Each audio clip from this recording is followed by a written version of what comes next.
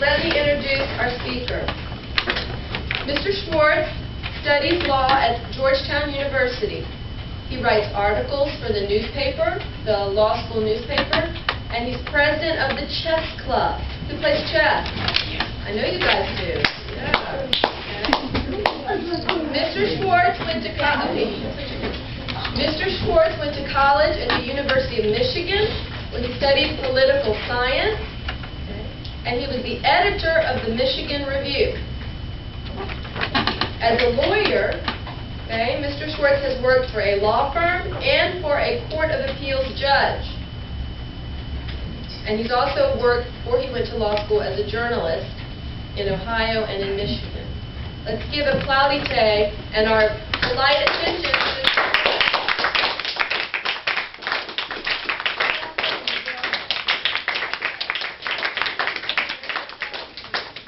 Thank you to stay with that. I know that this is a Latin class, but does anyone know who Socrates is? I'd like to see hands raised if you know. What's your name? Michael. Michael. What's your Latin name? Achilles. Achilles. That's wonderful. Tell me who Socrates was. Was he a philosopher? He was a philosopher thousands of years ago. And he was one of the first great teachers. And does anyone know what the Socratic method is? The Socratic method was his method of teaching his students. And the way he did this was by entering into a dialogue, one-on-one, with one particular student, while the rest of the class listened in. And the fun about the first year of law school, how old are you? 14, 13, 12, 17. 12. The fun about the first year of law school, which has 25-year-olds shaking, is the Socratic method. Because in the Socratic method, the teacher generally calls on somebody, anybody in the class. It's called cold calling. And they have to engage in a discussion, in a dialogue, even if they haven't completely prepared the assignment, which sitting in the back of the room, I noticed, is the case with many of you today. So we are going to have some fun with the Socratic method. First, I'm going to accept some volunteers. And maybe if the volunteers dry up, oh, this is wonderful. This is wonderful. You, sir, please stand up. What is your name? My last name. Well, your last name. Chronosty? What does that mean? Well, Chronos and the initial T. Well, Chronosty.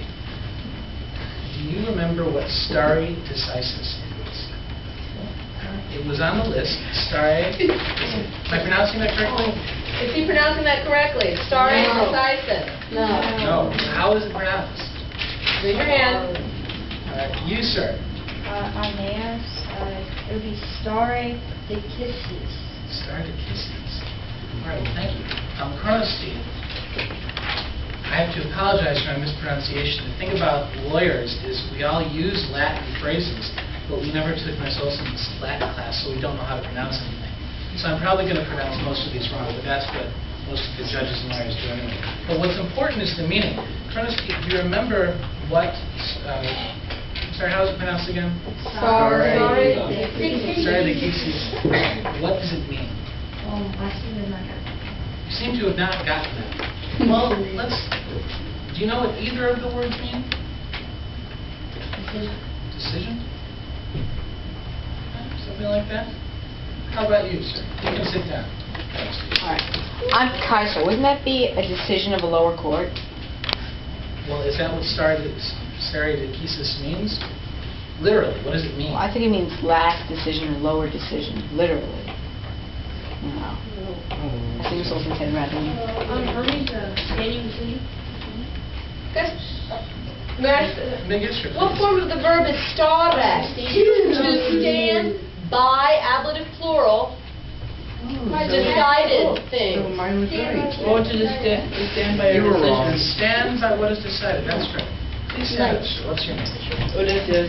Odysseus. It's nice to meet you. I'm Mr. Schwartz. Stare decisis, or I'm going to pronounce it like the lawyers pronounce it. Please don't follow my example with Latin class, but in the law, please follow my example. Stare decisis is the basis of all law. And what do you think I mean by that? How is that principle the basis of all law? In law, you always stand by your previous decisions. That's very good.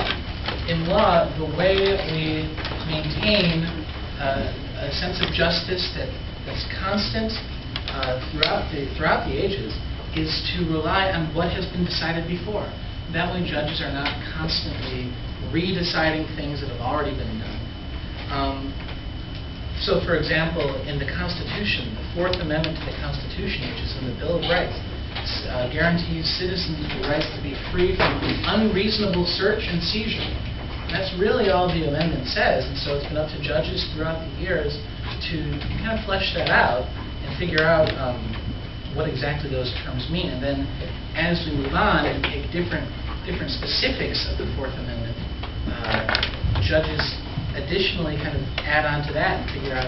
So, for instance, back in the day, a police officer or a constable couldn't just barge right into your house without some kind of suspicion that you're doing something wrong. But today, we've got technology that lets you see the heat images of people inside houses. Well, this is something that the Founding Fathers never contemplated. And so it's up to judges to figure out, well, if you're using a heat sensing equipment to figure out what's going on inside the house, does that count as an unreasonable search and seizure? Now, what was your name again? Odysseus. Odysseus. Who do you think the judges look to figure out which law to use? I'm assuming the lawyers. No, the lawyers actually are not really... The lawyers say they're arguing on behalf of justice, but they're really arguing on behalf of their clients. Each client has a different vision of what the right outcome will be. They're relying on past judges, on past decisions. And there's many different levels of courts. There's the district courts, and then there's the appeals courts. I worked at the Sixth Circuit of Appeals. And then, you're done, you can sit down. Thank you. But you, sir, well, you seem to be raising your hand as you were marking the levels of the courts. That's enough for me. Please stand up. What is the highest court in the land?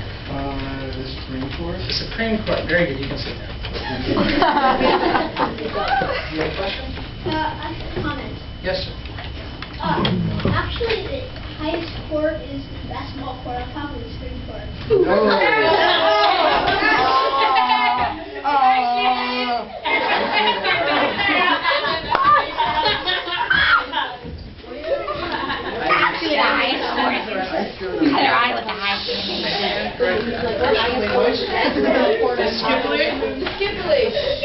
Unfortunately, most of the justices of the Supreme Court are at least approaching their 80s, and the oldest justice is 84 or 85, so they're not the ones playing basketball. They're young folks. But, well, that's technically true. The highest court in the land that gives out law and kind of decides what the law should be is the Supreme Court. But let's move on to something else. Res judicata. Am I pronouncing that correctly? Res judicata. Thank you. Sir, please stand up. What is your name? Tiberius. Tiberius. Like James Tiberius Kirk, captain of the Sergeant Enterprise. What? Tiberius. Yes. What is res judicata? Is it judicial things? Judicial things is not the correct answer. Oh well. Please, you, sir, stand up. This time it is. It's an issue decided previously by another court. An issue decided previously by another court. What's it literal? Yeah, can you be more literal, Carson? Yeah. King decision. Raise. Oh. Thingy. Something. I guess there can be anything, as this young man says. A thing, yeah. All right. A thing What has decision. been decided? And I like that you're looking through past the literal meaning to figure out what it means in the practice of law, because that's what we're going to discuss. So that's very good. Res judicata stops different parties from suing each other over and over again about the same thing. So it basically says that once you sue somebody, With the issue that you're talking about, you have to bring in every possible fact scenario that's related to that issue, every possible defense. And once the decision is decided, you can't go ahead and sue them again if you think of something else. For example, you, sir, what's your name? Yes. Please stand up. You, sir, what is your name? Please stand up. That's all for right now. There will be more. For example, let's say that you two enter into a contract, and the contract is for about $50 worth of services, and he fails to live up to his end of the contract. So you go ahead and take his backpack, because you think it's worth about $50. Don't do that. Let's just say that you did. Well, if he went ahead and sued you in court for stealing his possessions, and you just argued, well, he deserved it, I liked his backpack and everything. The judge said, that's not really a good defense. I decided this case. He wins. You have to pay him for the backpack. And that's it. Well, you have kind of a good defense to that, which is that he breached the contract, and you're taking, if there was something in the contract that said you're allowed to take his goods if they're worth a certain amount. Any defense that you could have used, that you should have used, but you didn't, you would never get to use it again. The principles of res judicata. And why do you think we have principles like that? What do you think that accomplishes for the legal system?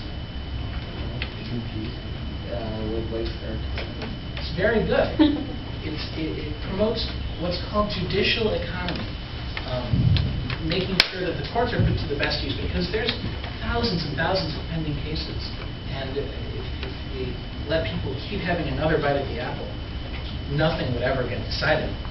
And what do you think is another one, sir? What do you think is another reason we have res judicata principles? It might not seem fair to you. What wouldn't seem fair? Well, it's a better decision. Because it's like final. That's it. What it does is it produces finality for the parties. So once you know that you've won the case, why do you look so sad? You won the case.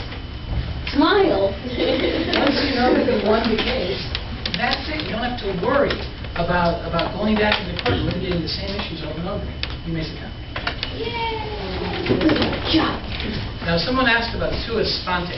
Who wondered about what sua sponte means? Please stand up, sir. What is your name? That's correct. I forgot. What did sua sponte mean? Did you learn? No. You weren't listening? I heard Miss Olson describe it to everybody what sua sponte means. You always have to listen to Miss Olson. That is the number one lesson I want you to remember from today. Always listen to Miss Olson. Sir, please stand up. Yes. What's your name? Suke. Suke. What does sua sponte mean? By its own accord. By its own accord. Very good. What do you think that means? Well, what do you think? Whose accord? This is the Socratic method. This is the dialogue. This is the dialogue. And sometimes Socrates would come right up to his students and ask them, engage in a little dialogue. The entire class was listening in. Sua sponte. Whose accord? It's accord. It's. Who's it? The attorneys, the judges, the people watching from the stands? I don't know. Don't really know. Well, then you may sit down. But you may stand up. Sua sponte, by its own accord. By whose own accord? The witness. No. Sit down, please.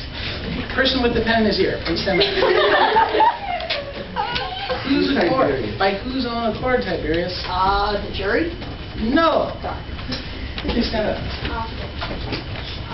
Please stand up. She had it eventually. Whose accord? By whose own accord? It's when somebody makes a decision, just no matter what anyone else says, this is what's going to happen, we're going to move on with this. Who might do that? Very good. Judge, timely. That is as smart as you say they are. The judge, sua sponte. So, for instance, in this example before about stealing the backpack, if he didn't bring up the breach of contract thing, if the judge says, you know, this whole case is just, let's say it's not even stealing a backpack. Let's just say you made a face at him and he got upset. Like that, just like that. You're very upset, so you sue him for making a face. It's, well, you know, a judge might say, this is a waste of time. I've got people out here killing everybody else. And you're upset because he made a face at you. And your faces are clearly much worse than his. So I'm, on my own volition, sua sponte, as the judge, I'm just going to dismiss this action. I'm going to dismiss it. And the judge has the power to do that because judges are very important in our society. How much time do I have? 10 minutes? 10 more minutes. All right. We are going to move on. I'm going to say a sentence. I want everyone to look at their words on their list and try to figure out which word should be in the blank. Okay? Ready? Mr. Schwartz, is it going to be one of the words in bold? It's going to be one of the words in bold. Okay, That narrows it down. In fact, it's going to be two words, a two-word phrase in bold. Right? You ready? Let's narrow it down a lot. Sometimes when the judge wants opinions and assistance from people other than the parties directly involved in the case, he will appoint blank, blank. Sir. Amicus curiae. Very good. Amicus curiae, which some of the people in the legal profession pronounce just amicus, or even better, amicus, which is not going to get you any points with those words. Amicus curiae means friend of the court. Please stand up. What's your name? Aries. Aries. What do you think a friend of the court does? They come in and they give their opinion about the case. Well, why would a judge appoint a friend of the court when he's already got two parties who are giving their opinions? Because the case is getting nowhere and they need someone to help decide. Sir? Is there a neutral party? That's very good. That is the exact correct answer. Amicus curiae is a neutral party. You've got... Now, sometimes they're appointed to represent what's called an indigent client, somebody who doesn't have the means to hire his own lawyer, somebody who is a prisoner, for instance, who's gone through all the levels of appeal and who's filing a habeas corpus action, which means... You have the body. You have the body, which is when they're at their last-ditch effort, they're going to go to prison forever, and they may be killed. And in all capital cases like that, where someone could be killed, they have a right to habeas corpus action, where they give a judge one last time. You have the body. You have the body of evidence, the body of all the arguments, the body of what was said, the testimony, what all the witnesses said. And I want you to decide, just make sure. And our system does that because putting people to death is the most powerful and most egregious thing that we can do. And we must do it for only the most heinous of circumstances.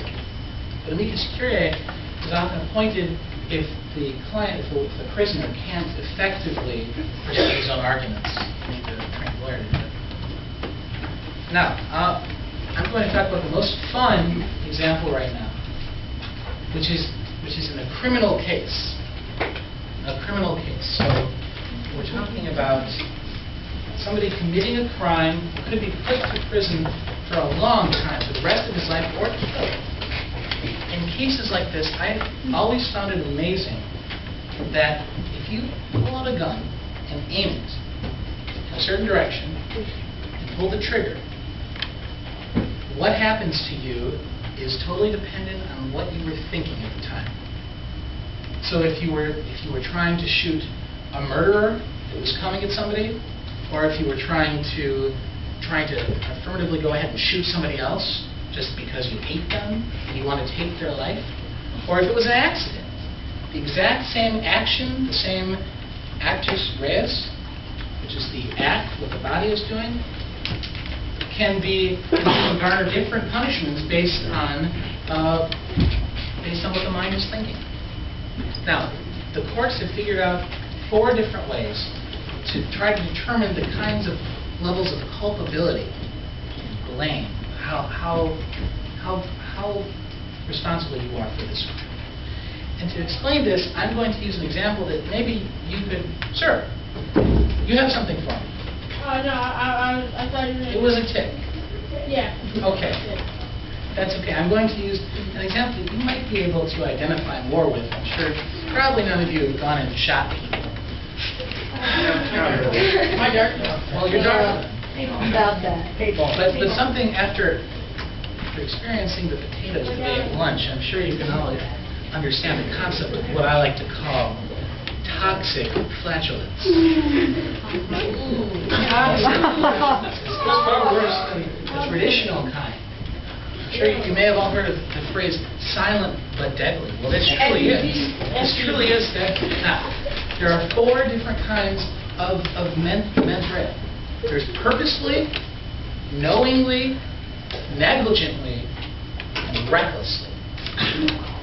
Purposely is where you do something on purpose. You know your flatulence is toxic. You know it will kill. And that's why you do it. To kill the other people.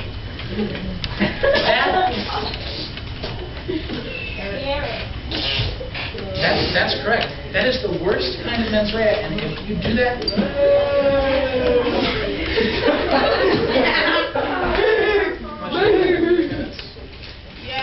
Go 5 minutes. 5 minutes? All right. If you do that in order to kill somebody else, I'm going to read to you a statute, a law, and I want you to tell me which part of this is the mens rea and which is the actus reus. It is a crime in this state to knowingly take the life of another person. What is the mens rea, sir? What? Sir? Knowingly. Knowingly, because it's what's your mental state. What is the actus reus? It's what you're doing. What are you doing? Taking the life. That's correct. To knowingly take the life. It's a crime. So if you knowingly use your deadly toxic, well, this is purposely. You on purpose use your deadly toxic flatulence to take the life of a fellow classmate who was too slow to run away in time. That can get you in big trouble. You go to jail for the rest of your life. Slightly less serious is knowingly. Now, what do you think knowingly means? If you knowingly do this, sir. It means that you want to fart. You want to kill him. Well, no, that's purposely. It means you knew what you were doing and you knew what the consequences were. That's very good. That's exactly correct. You know it's going to kill somebody. You know it, but you just can't help it. You have to go ahead and do it. You know it's going to kill someone. You didn't intend to take their life, but you knew it was going to happen. It's a little bit less blameworthy, but it's still very bad. And knowingly taking the life of somebody is generally what the statute is in most states. Below that is negligent. What is negligent? Sir? You did not necessarily intend it, but it happened by accident. Well, by accident, kind of. Kind of like carelessly or something? Well, kind of. Kind of. Yes? Me? Yes. Oh, is that like when you like kind of put yourself in a position to like to kill somebody, but like you didn't really want to? Well, negligently means that you should have known. Basically, if you ate the potatoes, you should have known that it was going to be deadly flatulence. But you didn't really test it or anything, you know. You are responsible. Now, usually, negligently is not enough to be put away for a long time. It's enough if you accidentally kill somebody. It's an accident. You should have known. You put away for a few years. Usually not for life. And then the criminal standard, usually, the one that gets you in big trouble, is called recklessness. Recklessness. Who knows what recklessness means? Brooks, please stand up. That's the whole thing about the Socratic method. Because, I've met him before. What? Yes. I was here a long time ago in the fall. I came for a gala. For the gala, and I saw Brooks. Now, Brooks. Recklessly. What does recklessly mean? You don't really care about any of the people who might be damaged or hurt by the action. You don't care at all. That's exactly right. You have reckless disregard for the safety of others. You don't care what you're doing. You're going to emit all the deadly flatulence you want to other guys. You don't care about people. All you care is about yourself and your potatoes. And that gets you put in prison for a long, long time. Please?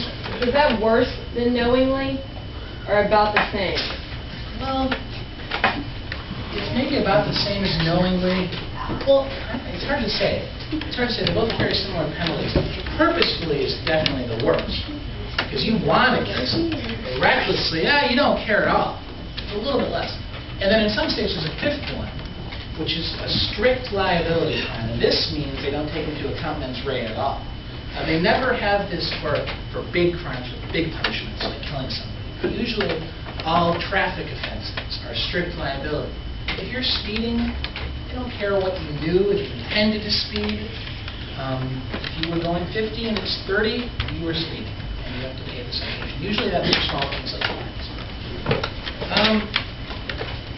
That's mens rea, which is very important. This just shows that these legal words, which you think is just all for fun here, it's kind of interesting, it doesn't have any real use, actually has huge uses because it allows us to explain different concepts that can determine whether somebody is being right or not.